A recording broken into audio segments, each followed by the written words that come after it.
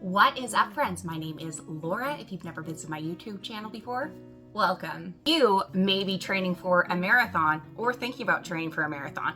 The actual day itself, oh my goodness, you've done all of the hard work, you've gone on runs, you may have been injured along the way, things have happened, but the day is about to finally be here. I myself have done a few marathons in my lifetime. I've also done just numerous different events like an Ironman and different events like that. And the actual day itself, you want to be prepared for. Not everything's going to go smoothly, but going into it with a bag full of exactly what you need and having things on you is so critical. In today's video, I'm going to be sharing with you everything that I bring to my actual marathon. I will be doing it in just under 7 weeks. I will be doing the San Francisco Marathon. So I live about 45 minutes from San Francisco, so I'm super excited to officially do this iconic one, go over the Golden Gate Bridge twice. So come with me as I kind of have over the years figured out exactly how I want to prepare myself, not only a few days leading up to it, the night before, you know, everything that's in my bag and the things that I have that I want on hand as soon as I finish. So let's do this. To start with the night before the marathon. So a lot of people are like, oh, are you just eating tons and tons of carbs? Spoiler alert, I do love carbs, but I don't eat them all the time. One of the things that I do before like my longest run of the week is I kind of eat a very similar food. I find myself, and this is not gonna be for everyone, pizza is delicious. I like it a lot more like if I were to do a run and it be the dinner that evening. Pizza normally makes me feel like a lot more bloated and just not actually as fast as I normally would be the night before a large run. One thing that I've always been a big fan of is just like a really good burger, like homemade, really good, put a bunch of veggies, maybe like air fry some potatoes on the side with like a large salad.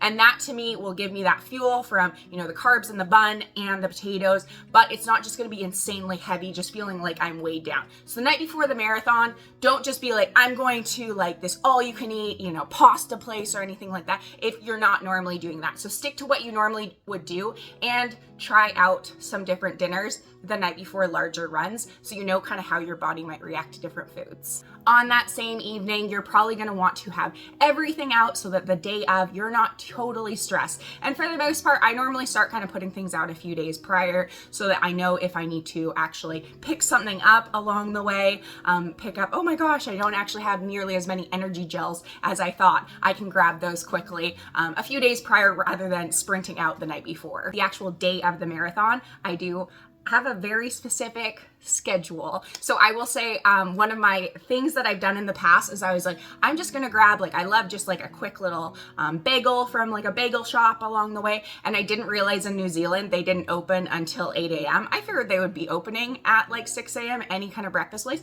There was nothing open and I was freaking out that I just couldn't grab a bagel quickly. That's when I did the Ironman. I ended up finding something, but like, don't do that. Just have what you're gonna be eating with you.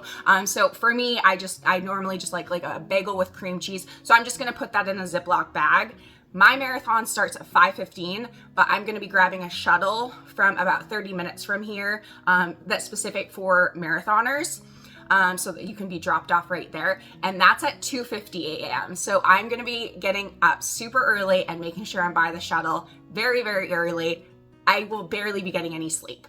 So I'm just gonna put a bagel, maybe like half a banana in a Ziploc bag so that I can just like be eating it probably on the shuttle an hour and a half before my race starts. The best tip that I have ever received and can give you right here is especially in like if you're starting earlier in the morning before the sun's up, or if you're doing a marathon that you know the area and it's probably gonna be chilly, you're not gonna want to have like lots and lots of layers on around mile 10 onward probably. You're gonna get super sweaty and you probably don't actually want to just throw away that really nice Lululemon jacket that you were wearing at the beginning. So what I recommend, and this is what I have always done, is I've gone to Goodwill, grabbed a super cheap like oversized large sweatshirt, and if I want, depending, like just like a cheap pair of like oversized joggers kind of thing, sweatpants, and just put that on. I'll even wear that for warm up, and then up until about 10 minutes before I know I'm actually about to start, I will then take it off and I'll just chuck it to the side. And for the most part, I can chuck it to the side if I see other people doing it, or I'll just quickly find it into a trash can and put them in there. And you know, I paid $6 to keep me nice and warm, and that's all it took. The other thing for that would also be, I'm planning on doing this, and I did this for my Ironman, but I hadn't actually done it for other marathons or half marathons in the past. I'm going to be having just like a water bottle so that like I feel like I have tons of water when I'm actually starting with my water vest, and I can just all morning be sipping from my water bottle, and then 10 minutes before or whatever, I'm just gonna chuck it in the trash can and then be ready with all of my water. So just a simple, easy thing. Or if you have just an old sweatshirt or anything like that, just make sure you put it on. And you know, I'd rather be a little bit cold when I'm starting out than be insanely hot for 20 miles straight. I am a huge advocate of water vests. I have two. I will be attaching pictures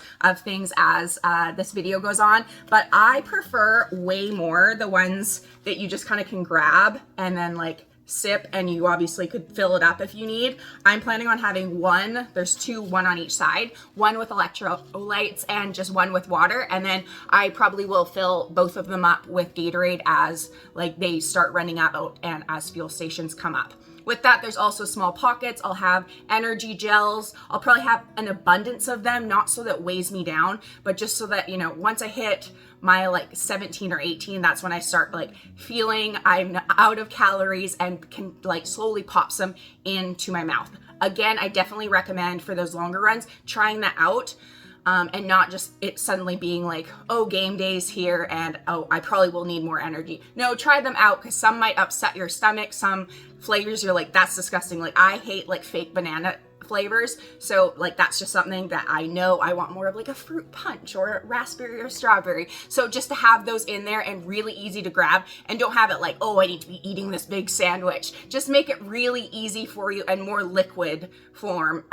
Like when I was biking a lot, I used to use like, sounds gross, but a lot of baby food, just because I found it such an easy pouch, and it kind of was just like applesauce flavor that gave me a quick 100 calories. So just things like that, keep those things in mind and have them on you that are really easy to grab. The other thing is, I'm someone who burns really easily, so I'll put some sunscreen on as soon as I'm there, maybe 30 minutes before, and try to get one that's more sports oriented so that it doesn't all just wipe off or whatever with all of your sweat. You do have a loved one coming to cheer you on, which I will have one. I will give them like a small backpack to have. One, I just normally like just like going into sandals and getting out of my shoes. I'll have to like walk to the train station, take the train all the way back here after my Ironman. I just don't feel like being in the same shoes, so that will feel nice. I probably will have like just a different t-shirt to change into, and then just a few, like I really like sugars from fruits when I feel really depleted. So I'll throw in like some berries and a banana, and then probably something larger. And if my stomach's feeling up for it, eat that soon after. Otherwise, I'll just wait for my stomach to feel a little better and then go out, maybe for that pizza that evening. I hope that this video did help anyone training and getting ready for a marathon, whether this is your first one or your 20th one. I hope that you did get some tips. If you have any other tips from someone who is a marathon runner on here, please leave them below for anyone else that is watching this and might read that. Thank you so much for watching. Make sure that you are subscribed so that you can stay up to date on my marathon journey. I'm kind of just doing this one to get back into marathoning, and then from there trying to get a lot faster after I've gotten all of these miles in. So stay tuned. Thank you so much. Keep living life. Bye.